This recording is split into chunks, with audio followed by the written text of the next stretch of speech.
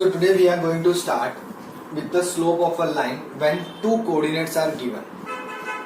So in the last class we did understood how to find the slope when the angle is given.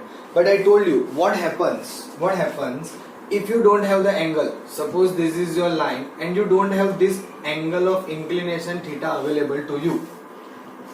अगर angle पता ही नहीं होगा तो फिर अब हम स्लोप जो है वो कैसे फाइंड करेंगे?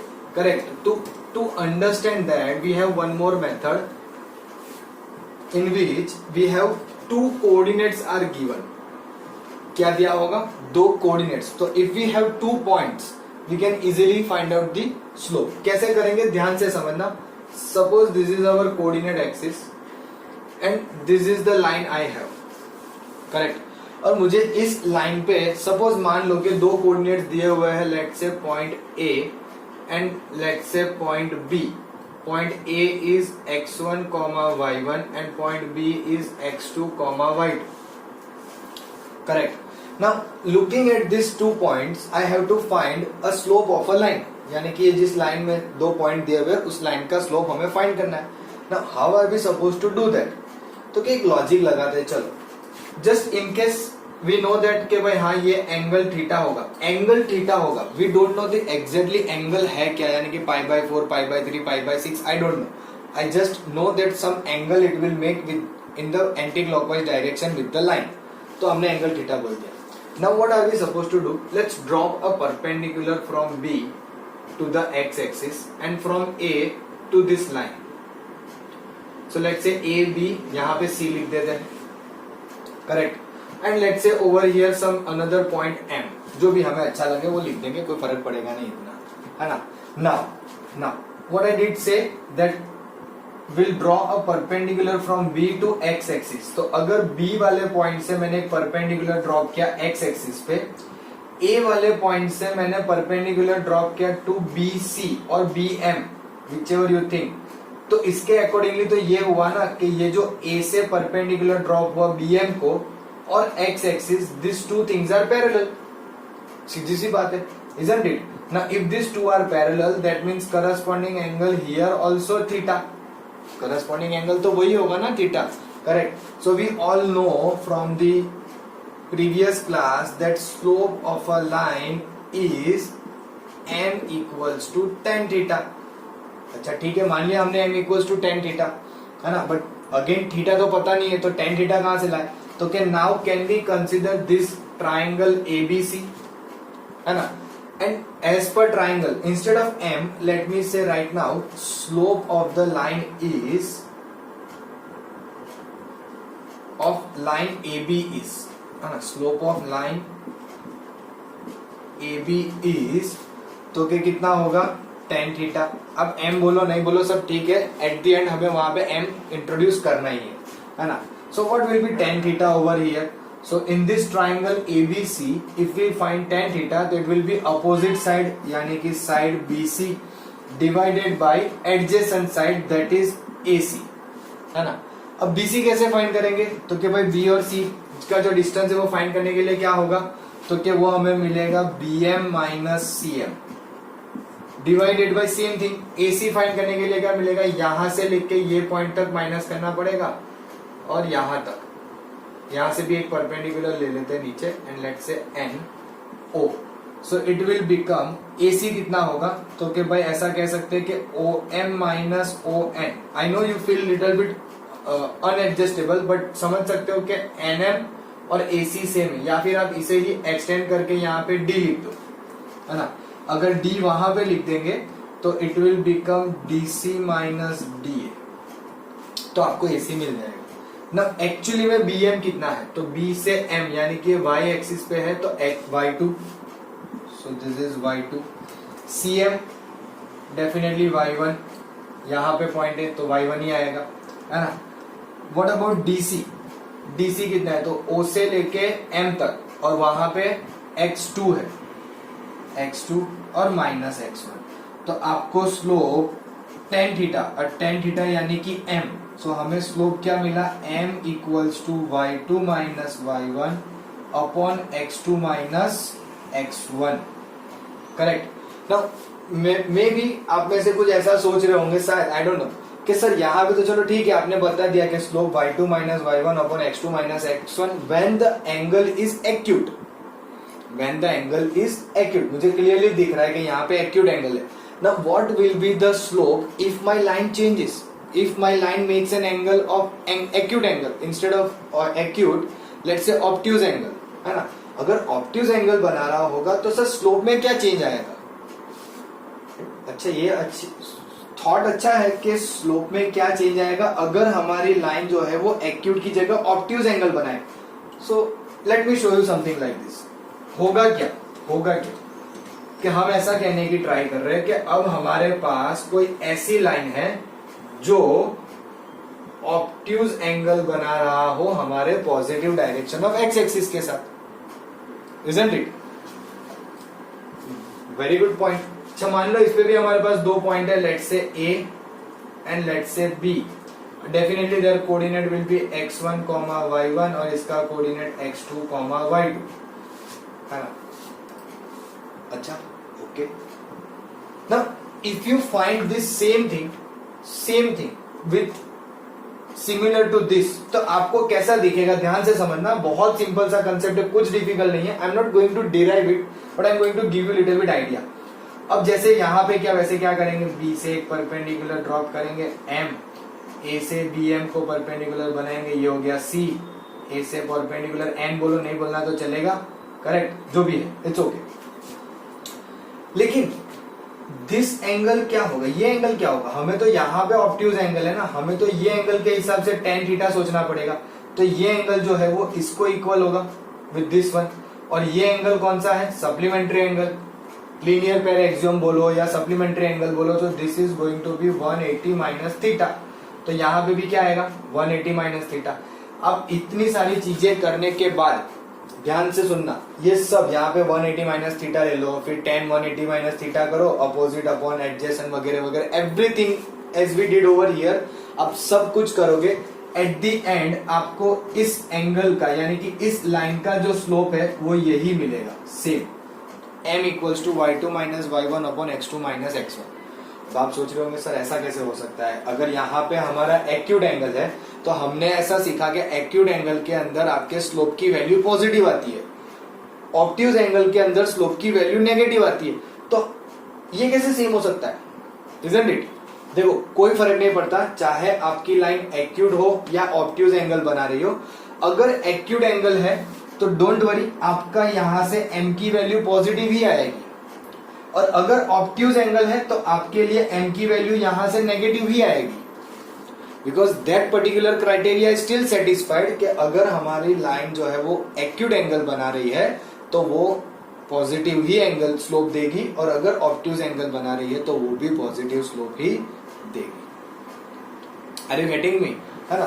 तो इस तरह से हम स्लोप फाइंड कर सकते हैं जब हमारे पास दो कोऑर्डिनेट्स अवेलेबल हो. तो फॉर सिंपल एग्जांपल मैं आपको सपोज एक एग्जांपल दे देता हूं. लेट्स से कि भाई मेरे पास ये दो कोऑर्डिनेट है तो स्लोप कैसे फाइंड करेंगे. So for instant example let's say we have coordinate 2, 5 and -1, 3.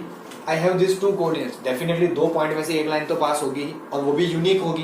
It's not something like we can have more than one line passing through this 2 points, correct. चलो तो इसे x1, y1, x2, y2 slope क्या आएगा, तो के भाई y2 minus y1 divide by x2 minus x1. y2 कितना है 3, y1 5, x2 माइनस 1, x1 2. तो ये होगा -2 अपॉन -3, ये दोनों कट होके आ गया 2/3. अब आपको सोचने में ये कंफ्यूजन है कि चलो भाई स्लोप तो ठीक है पॉजिटिव आ गया, बट ये लाइन दिखेगी कैसी, हाउ कैन वी आइडेंटिफाई कि ये लाइन कैसी है और क्या एंगल बना रही है. तो देखो मैं आपको इसी पॉइंट को लोकेट करके समझाने की ट्राई करता हूँ. 2,5 लेट मी से समवेयर ओवर हियर 2,5 -1,3 -1,3 यहाँ कहीं पे आएगा. x का कोऑर्डिनेट नेगेटिव है, y की कोऑर्डिनेट 3 है, तो यहाँ कहीं पे लेट मी से समवेयर ओवर हियर, है ना. और जब मैं इन दोनों पॉइंट को ज्वाइन करूंगा, चलो लाइन थोड़ी पीछे खींच देते, तो इनमें से कुछ इस तरह से लाइन पास होगी ऐसे, है ना. Now even I don't know exactly angle क्या है, लेकिन मुझे ये पता चल रहा है ना कि ये एंगल जो भी है वो एक्यूट है, isn't it? Now if this angle is acute, that means कि इन दोनों कोऑर्डिनेट से जो मुझे स्लोप ऑफ द लाइन मिलनी चाहिए वो कैसी होनी चाहिए, positive. Just check over here, आपको पॉजिटिव ही मिलेगी, डोंट वरी एट ऑल. अब आप कोई ऐसे दो कोऑर्डिनेट्स अपने लिए खुद से घर पे ट्राई करो कि वो जो लाइन है वो ऑब्ट्यूज एंगल बनाए एंड चेक देयर स्लोप, उसका स्लोप चेक करो, आपको इमीडिएटली पता चल जाएगा कि हाँ उसका स्लोप नेगेटिव आ रहा है, because that particular line makes an obtuse angle with the positive direction of x axis in measured anti clockwise. समझ में आ रहा है? सो जब हमारे पास इस तरह से एंगल अवेलेबल नहीं होता है तो हमारे पास दो कोऑर्डिनेट्स अवेलेबल होने चाहिए जिनकी मदद से हम slope of a line find कर सकते हैं. Am I clear? If you want, you can write all these things. So you can pause the video and note it down.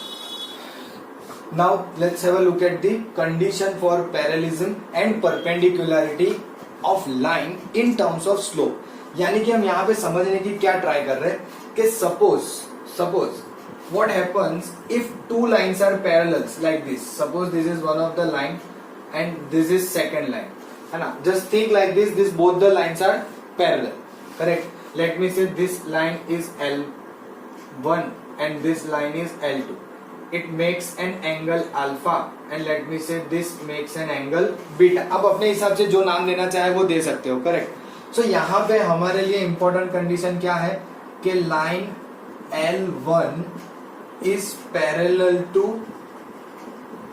L2. इसका मतलब L1 parallel to ऐसा बोल सकते हैं, है ना?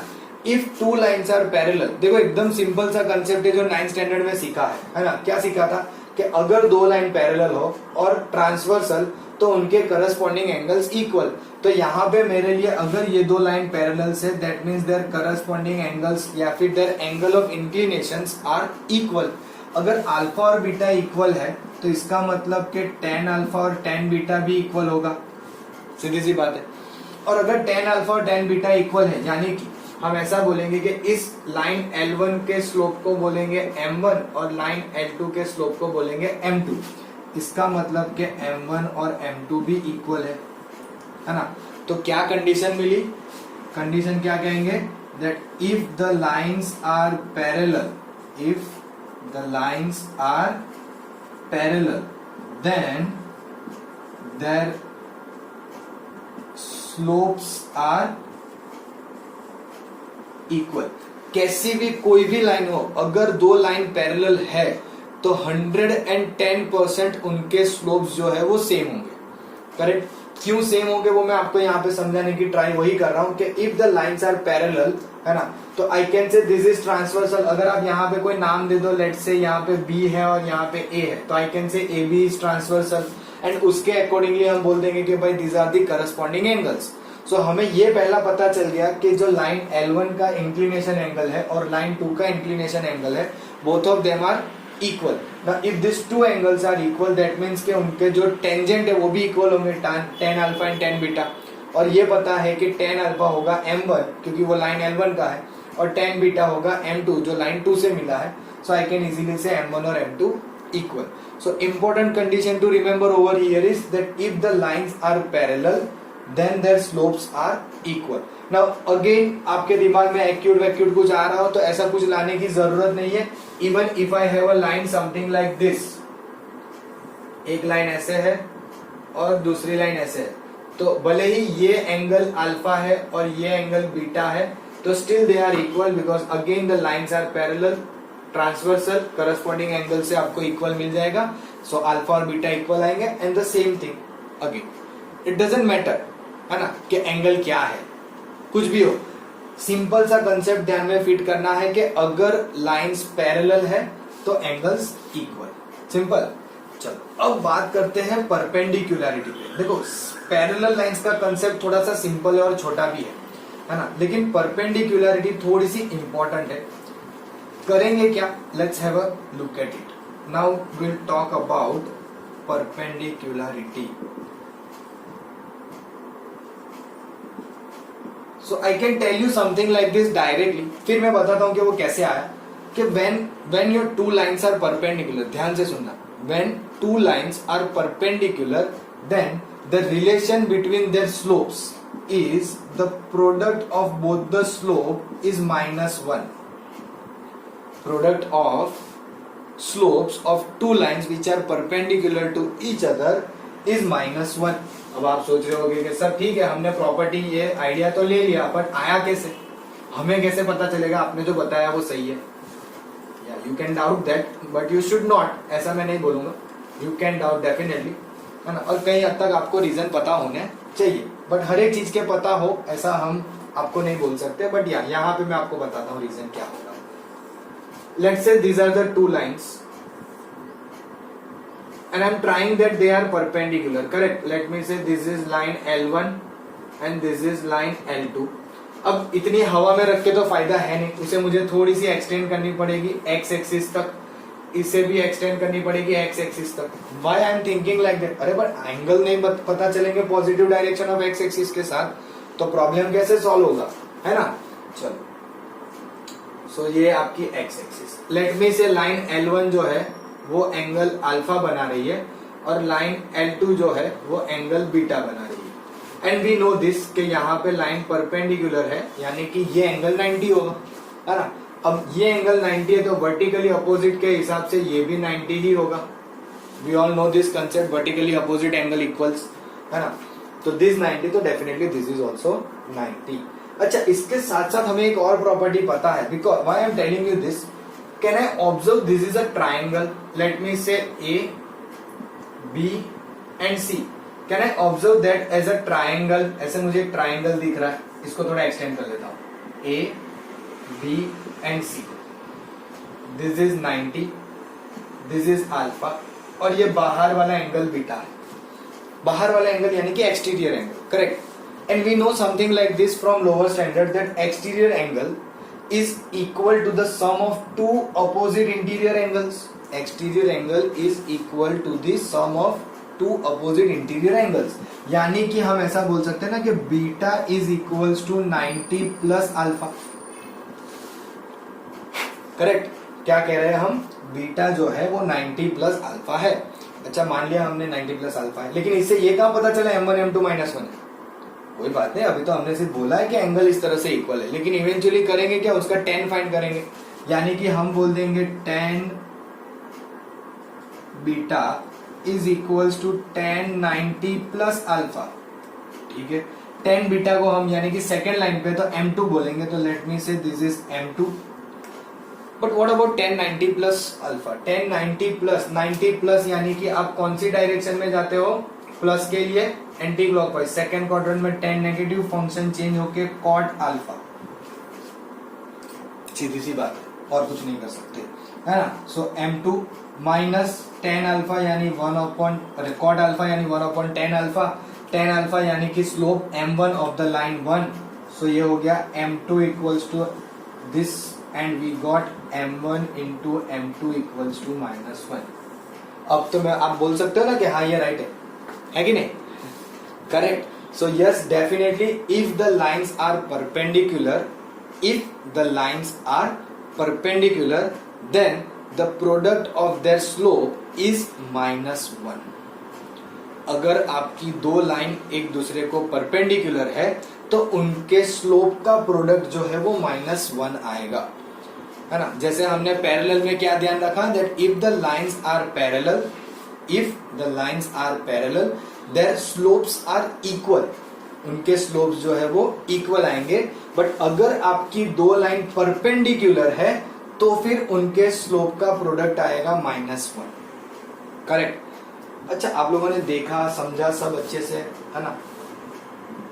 अब अगर आप में से किसी ने ऐसा सोचा कि सर 90 यहाँ पे तो है, मान लिया, बट यहाँ पे होता तो ये भी तो 90 ही होगा ना, लाइन तो सेम है, दिस कैन ऑल्सो बी 90, तो कोई नहीं ना, इसको लाइन कंसीडर करके ये भी तो 90 ले आते ना। वर्टिकली अपोजिट एंगल से नहीं आता, लेकिन लीनियर पेयर एक्सियम से या एडजेसेंट एंगल से जो भी हो, हमारा वो एंगल 180, लाइन 180 कंप्लीट करके ये 90 देता है। सेम थिंग रिपीट करो वगैरह वगैरह, सब वही आंसर देने वाला है। यानी कि हमें ये ध्यान रखना है कि when two lines are perpendicular then the product of the slope is -1। ये है आपकी दो condition for parallel lines and perpendicular lines. Am I correct? You can take a note of this and then we'll move further. So till now we understood के condition for parallel lines क्या है and perpendicular lines क्या है, correct? Now basically when we have two lines, तो उनके बीच में दो ही चीज हो सकती है, या तो लाइन पैरेलल होगी या तो लाइन इंटरसेक्टिंग होगी, है ना. डोंट थिंक लाइक के लाइन परपेंडिकुलर होगी. Perpendicular is kind of intersecting only. तो जैसे हमने ये सोचा कि भाई हाँ ठीक है, दो लाइन है, दोनों लाइन या तो पैरेलल हो सकती है या फिर इंटरसेक्टिंग हो सकती है. बट अगर इंटरसेक्टिंग में उनका एंगल 90 नहीं हो तो in intersection what if the angle is not 90 degree, तो फिर कैसे करेंगे कि उसका एंगल क्या है. So now to understand that we are going to understand angle between two lines. क्या समझने वाले हैं, angle between two lines. How are we going to understand this. तो फिगर वगैरह सब सेम आएगा, सेम इन द सेंस कि हम कुछ इस तरह से एक प्लेन बनाएंगे, है ना. As I told you in the earlier class, straight line है, जो भी करेंगे एक्स वाई प्लेन में ही काम करेंगे, सिंपल. अब दो लाइन ऐसी बनानी है जो एक दूसरे को परपेंडिकुलर ना हो, है ना, करेक्ट. तो if I draw something like this कि भाई एक लाइन ये है, अगेन जैसे ये लाइन बनाई उसको मैं एक्सटेंड कर लेता हूँ. चलो मैं इसको रफ करके दूसरी बार बना देता हूँ, क्योंकि एक्सटेंड करने में ना थोड़ा ध्यान रखना होता है और वो मैं बार बार मिस कर जा रहा हूँ. तो अब एक्सटेंड करने के साथ ही लाइन बनाएंगे तो ऐसी कोई डिफिकल्टी नहीं आएगी. ये आपकी एक लाइन है ना. और जैसे हम बात कर रहे हैं कि लाइन 90 डिग्री पे नहीं होनी चाहिए दूसरी, करेक्ट. तो you can draw something like this, correct, ऐसा. बट ये मैं दूसरे केस के लिए रखता हूं. पहले केस के लिए है ना, मान लेते, चलो कोई बात नहीं. पहले केस के लिए मुझे ये लाइन बतानी नहीं है, मैं दूसरे केस के लिए ये रखूंगा डेफिनेटली. आई नो कि थोड़ा सा आपको ऐसा लग रहा होगा सर अभी क्या है, थोड़ा समझा, तो कोई बात नहीं, पहला केस दूसरा केस. लेकिन नहीं, ऐसा नहीं होता है. समटाइम्स इट इज इंपॉर्टेंट कि पहले क्या समझा है और बाद में क्या समझा है ना. So let's say it is something like this, ऐसा. सो लेट मी से कि ये दो लाइन के बीच का एंगल है, लेट्स से अल्फा. टेक्स्ट बुक ने बोला है वही नाम देंगे और कुछ नया नहीं करेंगे. और इवेंचुअली ये जो है वो हमारी लाइन लेट्स से L1 है या L2 है. अब कोई भी कुछ भी बोल दो, कोई फर्क नहीं पड़ेगा. Let's say this is line L1 and this is line L2. L1 makes alpha 1, alpha utilize हो गया है, और L2 makes alpha 2 with the positive direction of x axis measured anti clockwise. So मुझे अल्फा 1 अल्फा 2 दिख रहे हैं, major angle alpha दिख रहा हुआ है, सब दिख रहा है. अब मुझे फाइंड करना है कि इन दोनों लाइंस के बीच का एंगल क्या है, यानी कि अल्फा कितना है. अब ये कैसे होगा, तो कि जस्ट सिमिलर कंडीशन जो हमने परपेंडिकुलरिटी में लगाई वही लगानी है. क्या कि can we say this are vertically opposite angle, so this is alpha, है ना. Again it becomes a triangle, this is exterior angle, यानी कि हम ऐसा बोल सकते हैं कि alpha 1 is equals to alpha plus alpha 2. In the perpendicularity हमने ऐसा लिखा था कि beta equals to 90 plus alpha, जहां पे हमारे लिए परपेंडिकुलर कंडीशन थी, परपेंडिकुलर. बट यहाँ पे अब परपेंडिकुलर नहीं बोल रहे, हम बोल रहे कोई एंगल है अल्फा विच इज नॉट 90 पर से. अभी ऐसा ही मानो कि वो 90 नहीं है, करेक्ट. तो उसको हमने अल्फा लिखा. Now before we proceed like what we did in this one, यहाँ पे थोड़ा सा चेंज रखेंगे. यहाँ पे ऐसा करते हैं कि ऐसा लिखते हैं कि alpha is equals to alpha 1 minus alpha 2. क्या क्या मैंने अल्फा 2 को इधर ले लिया, तो alpha equals to alpha 1 minus alpha 2. अब इसे tan प्रोवाइड कर दो, टेंजेंट का. tan alpha is equals to tan alpha 1 minus alpha 2, correct. Don't be in the impression के tan alpha 1 minus tan alpha 2 आएगा, ऐसा नहीं होता है. हमने यहाँ भी tan अप्लाई किया था, तो tan beta equals to tan 90 plus alpha ही था, इजंट इट, है ना. चलो अच्छा, इसको देखते हुए क्या आपको एक फॉर्मूला याद आती है, tan alpha is equals to, मुझे एक फॉर्मूला डेफिनेटली याद आती है, वो है tan a माइनस बी. क्या थी formula, tan a minus tan b, tan a minus tan b divided by 1 plus tan a tan b, isn't it. अब देखो tan अल्फा यानी कि हमारे लिए एंगल है दो लाइन के बीच का, तो आप जैसे चाहो उसको रख सकते हो. Some people write tan theta, है ना, some people write tan phi, तो इट्स ओके, उससे कोई फर्क नहीं पड़ता. बट या इसको थोड़ा सा और सिंप्लीफिकेशन देंगे डेफिनेटली. क्या होगा, tan अल्फा इक्वल्स टू पहली लाइन का एंगल अल्फा 1 है, उसका टेंजेंट tan अल्फा 1 है, यानी कि इसका स्लोप होगा m1 और दूसरी लाइन का बोल देते हैं m2. So this becomes tan alpha equals to m1 minus m2 divided by 1 plus m1 m2. अब देखो, मुझे पता है कि आप में से कोई अगर ये फॉर्मूला को बुक में देखेंगे तो इमीडिएटली कंप्लेंट उठाएंगे कि सर बुक के अंदर अलग है, आपकी फॉर्मूला अलग है, this means this is wrong. No, ऐसा नहीं होता है. करेक्ट, बुक के अंदर देखोगे तो यहां लिखा है m2 minus m1 upon 1 plus m1 m2, और मैंने लिखा है m1 minus m2 upon 1 plus m1 m2. अब ये तो डेफिनेटली सर बुक में m2 आ गया, गलती है, आप क्यों ऐसे मना कर रहे हो? अच्छा, एक चीज ध्यान से सुनो, सिंपल सा मॉडिफिकेशन बताता हूं, सिंपल सा. लेट मी से कि ये अल्फा 2 है, ये अल्फा 1 है ना, ये आपकी लाइन 2 है और ये आपकी लाइन 1 है. मैंने जस्ट नाम चेंज किया ना. करेक्ट, इसका एंगल अल्फा 1 हो गया, यानी कि यहां पे क्या आएगा अब, अल्फा 2. ध्यान से समझना, मैंने जो हल्का सा मॉडिफिकेशन किया वो कैसे चेंज कर रहा है, alpha 2 equals to alpha plus alpha 1. तो अल्फा हो जाएगा अल्फा 2 माइनस अल्फा 1. छोटा सा मॉडिफिकेशन, अल्फा 1 माइनस अल्फा 2 की जगह अल्फा 2 माइनस अल्फा 1. लेकिन क्या वो आपके एंगल को यहां पे कुछ भी चेंज कर रहा है? Does it change your angle over here? Still no. L2 L1 को मैंने इंटरचेंज कर दिया, अल्फा 1 अल्फा 2 इंटरचेंज कर दिया. Will it change my angle? Not at all, it will be still the same. But उसे सेम रखने के लिए, हाँ, आई नो दैट कि इट्स अ डिफरेंट वन, तो कुछ ना कुछ उसमें हमें इम्प्रोवाइजेशन करना पड़ता है. वो स्मॉल इम्प्रोवाइजेशन ये है कि हाँ, डेफिनेटली यहाँ पे जब हमने इस तरह से सॉल्व किया तो मुझे m1 माइनस m2 मिला, और अगर जब हमने लाइन इंटरचेंज कर दी तो अल्फा 2 माइनस अल्फा 1 की वजह से आपको m2 minus m1 upon 1 plus m1 m2 मिलेगा. दोनों में डेफिनेटली चेंज है. करेक्ट, बट हम उस चेंज को कैसे इम्प्रोवाइज करेंगे? By giving a modulus sign. अब ये चेंज है ना, मतलब मॉड्यूलस साइन देके हमने इम्प्रोवाइज कर लिया, ऐसा होता नहीं है डायरेक्टली, मतलब कुछ रीजन होने चाहिए ना. तो देखो, रीजन ये है कि शायद जब मैंने m1 m2 कुछ इस तरह से लाइन L1 L2 को इंटरचेंज करने से पहले जैसे लिखा था वैसे देखो, तो शायद वो आपको instead of giving this angle it may be giving you this angle. Why I said this something like this, मतलब क्या चल क्या रहा है सर, हमें सब ऊपर से जा रहा है. देखो, मैंने कुछ नया नहीं किया है. डेफिनेटली आपकी जब दो लाइन इंटरसेक्ट होती है तो अगर एक एंगल एक्यूट है तो दूसरा डेफिनेटली ऑब्ट्यूज होगा ही होगा. करेक्ट, अगर आपकी दो लाइन इंटरसेक्ट करती है तो एक एंगल एक्यूट है, इसका मतलब कि आपकी उन दोनों लाइन के बीच का दूसरा एंगल ऑब्ट्यूज बनना ही बनना है. अरे आप देखो, यहीं पे है, सामने ही है, इजंट इट. अब एक्यूट एंगल होगा तो एंगल 0 से 90 के बीच में आ जाएगा, ऑब्ट्यूज होगा तो नेगेटिव आएगा.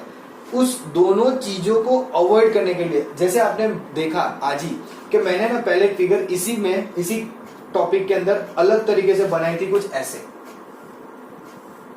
कि एक लाइन ऐसे बनाई और फिर मैंने दूसरी लाइन जो है ना वो ऐसे बनाई, और मैंने बोला ये बाद में समझेंगे इसको. वो रीजन क्या था पता है? अब हम क्या बोल रहे हैं कि इन दो लाइन के बीच में ये एंगल बन रहा है विच इज ऑब्ट्यूज, है ना. अगर ऑब्ट्यूज एंगल होगा तो बस आपको क्या ध्यान रखना है कि वो नेगेटिव आएगा, है ना. हम डायरेक्टली भी फाइंड कर सकते हैं फ्रॉम दिस केस, यानी कि अगर मैंने यहाँ tan अल्फा लिखा है तो I can replace this with tan 180 minus alpha, sorry हाँ 180 माइनस अल्फा, तो वो आ जाएगा यहाँ पे ऑब्ट्यूज के डायरेक्शन में. So overall to avoid this difficulty कि आपका एंगल एक्यूट है या ऑब्ट्यूज है या साइन पॉजिटिव आएगी या नेगेटिव आएगी, उन सारी चीजों को अवॉइड करने के लिए हमने यहाँ पे लगा दिया मॉड्यूलस. इस मॉड्यूलस को लगाने की वजह से अब हम बोलेंगे कि हमारा जो अल्फा है वो डेफिनेटली एक्यूट है, नॉट 90, 0 से 90, डेफिनेटली एक्यूट है. क्यों डेफिनेटली एक्यूट है? क्योंकि अब मॉड्यूलस है मॉड्यूलस की वजह से आपका हमेशा tan अल्फा जो है वो पॉजिटिव आएगा, जिसकी वजह से आपको अल्फा जो है वो हमेशा एक्यूट एंगल में माना जाएगा, और उसके बेस पे आप चाहो तो ऑब्ट्यूज एंगल फाइंड कर सकते हो, कोई मना नहीं कर रहा है। लेकिन हमारे टेक्स्ट बुक में हम जब भी सॉल्व करेंगे will keep our self to the acute angle, कि भाई ये जो एंगल अल्फा है वो क्या रहेगा, हमारा हमेशा एक्यूट ही रहेगा, ऑब्ट्यूज में हम नहीं जाएंगे। समझ रहे हो बेसिक आइडिया क्या हो रहा है यहाँ पे, कि जब भी आपकी कोई दो लाइन मीट होती है तो it definitely has two angle, कभी भी एक एंगल होना पॉसिबल नहीं हो सकता, है ना। जैसे कि आप देख सकते हो यहाँ पे कि ये दो लाइन यहाँ पे एंगल अल्फा बना रही है, तो यहाँ पे एंगल समथिंग 180 माइनस अल्फा है ना, जिसको आप हम ऑब्ट्यूज बोल रहे हैं। लेकिन अगर मैं एंगल के फॉर्म में लिखूं तो let me give another name called as phi, तो भाई यहाँ पे जो है ये एंगल फाई बना रही है, विच इज नथिंग बट क्या है 180 माइनस अल्फा, वो और कुछ नहीं बल्कि आपका 180 माइनस अल्फा ही है, करेक्ट। अब शायद आपकी टेक्स्ट बुक ने अंदर है ना ये formula in the form of tan theta लिखी, इट्स डजंट मैटर, मैं यहाँ पे थीटा लिखूं, अल्फा लिखूं, फाई लिखूं या सम अनदर कोई एंगल की वैल्यू दे दूं, गामा दे दूं, लैम्बडा दे दूं, it doesn't matter, it's just a name, है ना। मेरा नाम आज कुछ और है, शायद मेरे पेरेंट्स ने कुछ और रखा होता, I would be called by some different name, so that doesn't matter. What matters over here is कि दो लाइन है वो जब इंटरसेक्ट करती है तो दो तरीके के एंगल बनते हैं, एक एक्यूट और एक ऑब्ट्यूज, है ना। हम यहाँ पे जो है वो अपने आप को लिमिट कर रहे हैं to the acute one by putting this modulus, as simple as that. अब मॉड्यूलस की वजह से मैं यहाँ पे m1 माइनस m2 लिखूं या m2 माइनस m1 लिखूं, it will not change my angle, समझ में आ रहा है। दूसरा कि चाहे वो मेरा इस तरह से लाइन हो जो ऑब्ट्यूज एंगल बना रही हो, या कुछ इस तरह से लाइन हो जो एक्यूट एंगल बना रही हो, मुझे उससे अब कोई फर्क पड़ता नहीं है। whatever the lines I have, whatever the angle it's create, I will definitely find with the help of this thing, tan alpha या tan theta equals to modulus में m1 minus m2 upon 1 plus m1 m2, or you can say modulus of m2 minus m1 upon 1 plus m1 m2. Am I clear? So आपको any how क्या ध्यान रखना है कि इस formula की मदद से आपको फाइंड करना है उन दो लाइंस के बीच का एंगल, यानी कि angle between two lines. Am I clear? है ना। सो प्लीज ये सब चीजों को समझना है, ये अंडरस्टैंडिंग है, इसको आप अंडरस्टैंडिंग के थ्रू रखोगे तो ज्यादा बेटर रहेगा। अगर इसे सम में अभी अप्लाई कर दोगे तो you will find it difficult कि ये सब क्या हो रहा है। सम सॉल्व करने के लिए फॉर्मूला यूज करनी है, करेक्ट, है ना। You can take a note of this. So our next topic is collinearity of 3 points. Now when we talk about collinearity, what do we mean by that? That means that more than 2 points should be on the same line। जब हम ऐसे figure dot पहले बना के figure बनाते हैं तो line कभी ऊपर नीचे हो जाती है, but yes definitely the idea is कि हमें ये बताना है कि how are we going to identify whether the given 3 points are collinear और not. If you remember properly तो आपको ऑलरेडी आता है how to show the collinearity, but using distance formula आपको आता है and using area of triangle, जैसे आपने 10th स्टैंडर्ड में सीखा है, करेक्ट। डिस्टेंस फॉर्मूला से भी हमने सीखा था कि कुछ AB प्लस BC की वैल्यू AC हो जानी चाहिए, तो we can say they are on the same line, something like that. और फिर एरिया ऑफ ट्राइंगल से भी सीखा था कि that if the area of triangle is 0 that means the 3 points are collinear. But यहाँ पे हम उससे नहीं करेंगे, यहाँ पे हम कोलिनियरिटी ऑफ 3 पॉइंट समझेंगे यूजिंग स्लोप। हम जो समझने वाले हैं वो स्लोप की मदद से है। तो स्लोप की मदद से कैसे करेंगे? तो सपोज मान लो मेरे पास एक पॉइंट A है, दूसरा पॉइंट B है और तीसरा पॉइंट C है। आई हैव दिस 3 पॉइंट्स और मुझे चेक करना है कि ये तीनों पॉइंट जो है वो कोलिनियर है कि नहीं है ना। तो जस्ट इनके समझने की ट्राई करना, मैं जो कहना चाह रहा हूं। फर्स्ट लेट से मैंने लाइन AB ज्वाइन कर दी और लाइन AB ज्वाइन की, तो मुझे A और B के कोऑर्डिनेट्स पता है, तो I can easily find the slope of line AB, correct, जिसको मैं बोल देता हूं लेट से MAB। फिर मैंने BC वाले पॉइंट को ज्वाइन करके लाइन बनाई, तो उससे स्लोप फाइंड किया, तो मुझे ये पता चला कि भाई ये तो स्लोप ऑफ लाइन BC है which is MBC। and by coincidence, just think like this, by coincidence मुझे ये पता चला कि भाई ये दोनों स्लोप इक्वल है। मुझे ये पता चला कि ये दोनों स्लोप इक्वल है। और अगर आपने आज के क्लास में ध्यान से सुना हो तो हमने ऐसा कुछ सीखा कि if the lines are parallel तो स्लोप्स इक्वल। तो यहाँ पे हम ऐसा बोल सकते हैं ना कि यहाँ पे आपके स्लोप इक्वल है, इसका मतलब कि ए बी और बी सी पैरेलल होने चाहिए। समझना ध्यान से, बहुत इनोवेटिव वे में हम इसको सॉल्व करेंगे कि जैसे हमने लाइन ए बी और बी सी के स्लोप फाइंड किए और मुझे वो मिले इक्वल, तो मैंने बोल दिया कि भाई स्लोप इक्वल है ना। If the slopes are equal then definitely lines are parallel. क्यों? क्योंकि हमने ऐसा सीखा कि if the lines are parallel then their slopes are equal. तो कि भाई स्लोप इक्वल है तो लाइन, अरे लेकिन ए बी और B C, now just think, A B and B C can they be parallel? क्या ए बी और बी सी पैरेलल हो सकते हैं? आप बोलोगे सर क्यों ऐसा, आप इतना इसमें मतलब फोर्स देके क्यों बोल रहे हो कि हो सकते? अरे सोचो थोड़ा, ए बी और B C, A B B C, can they be parallel? I don't think so. But sir slope तो इक्वल है ना, पैरेलल ही होने चाहिए ना, ऐसा कैसे मतलब आप मना करते हैं? तो ऐसा तो क्या होगा कि भाई ये पैरेलल नहीं होंगे, है ना। तो why I am so much forcing on it is the reason कि देखो दोनों जो लाइन है आपकी ए बी और बी सी, उन दोनों में बी है ना आपका कॉमन एलिमेंट है या कॉमन कोऑर्डिनेट है ना। How can we do something like this कि आपने ए बी बनाया, ये रहा आपका ए और ये रहा बी का कोऑर्डिनेट, और बी से सी आप पैरेलल लाइन बना रहे हो। पैरेलल होने का मतलब क्या होता है? There is certain distance between them, there is a certain distance between two line. मतलब आपने थोड़ी सी बी का पॉइंट नीचे सरका दिया और ऐसे बी सी बनाएंगे, ऐसा तो पॉसिबल ही नहीं है ना। सो यहाँ पे एक चीज क्या है, ये कोऑर्डिनेट कॉमन है। ध्यान से सुनना, ये कोऑर्डिनेट क्या है? कॉमन है। अगर हमने किसी इस तरह से सोल्व किया होता है कि भाई पहले ए बी का स्लोप फाइंड करो और फिर सी डी का स्लोप फाइंड करो, और अगर ये दोनों इक्वल है तो हम डेफिनेटली बोल सकते हैं कि भाई ए बी और सी डी जो है वो पैरेलल है। ए बी और सी डी जो है वो पैरेलल है। लेकिन यहां भी जो सिचुएशन है उसमें ऐसा हो रहा है कि हमारा बी जो है ना वो कॉमन कोऑर्डिनेट है। And whenever there is a common coordinate, whenever there is a common coordinate between this two lines A B and B C में B is the common coordinate, then we can say these lines are collinear if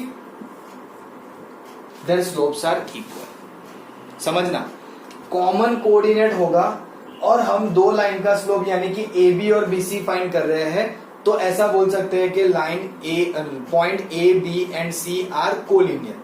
अब आप में से किसी का एकदम innovative दिमाग ऐसे सोच रहे होंगे, सर कुछ चेंज करना है, मुझे फाइंड करना है slope of A B and slope of A C. तो भी क्या ये सही होगा कि भाई पॉइंट्स कोलिनियर है, मतलब कि कंसीडरिंग दिस टू इक्वल, इनके स्लोप इक्वल है? तो यस डेफिनेटली। क्यों? अब देखो ना, ए वाला कॉमन कोऑर्डिनेट है ना, क्या फर्क पड़ रहा है? ए से बी का स्लोप और ए से सी का स्लोप हमें सेम मिल रहा है, जिसमें ए जो है वो आपका कॉमन पॉइंट है। Then definitely A B C is going to be collinear if their slopes are equal. Correct है ना। तो इस तरह से हम इसे समझ सकते हैं। Am I clear? So I guess यहाँ पे आपके टॉपिक्स एंड होते हैं, that's where the topic end, है ना। And will try to solve few problems in the next class. Correct? चलो, then I will stop here only for the day.